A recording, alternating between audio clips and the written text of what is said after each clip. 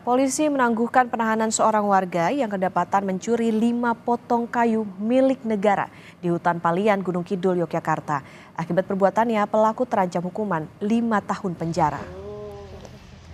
Kasih Humas Polres Gunung Kidul, AKP Suranto mengatakan penangguhan penahanan terhadap tersangka berinisial M dilakukan atas permintaan keluarga.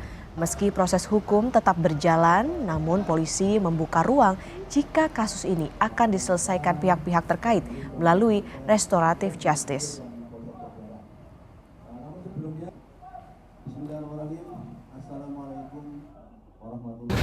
Bahwasanya kepada tersangka M telah dilakukan penangguhan penahanan, yang mana penangguhan penahanan tersebut atas dasar daripada permohonan daripada keluarga tersangka. Dan jadi mengenai upaya yang dilakukan oleh pihak kepolisian sampai saat ini masih tetap sesuai dengan koridor yang berlaku.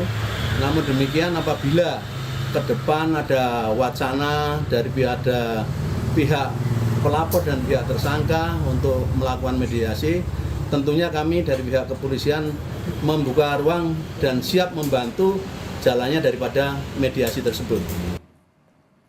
Sebelumnya, M, warga desa Kapanewan Panggang, Gunung Kidul, tertangkap mencuri kayu sonobrit dari Resor Pengelolaan Hutan Menggoro Palian, Gunung Kidul pada 25 Desember 2024. Saat penangkapan, turut diamankan barang bukti berupa 5 potong kayu dengan panjang sekitar 65 hingga 68 cm senilai Rp2 juta. Pelaku terancam hukuman 5 tahun.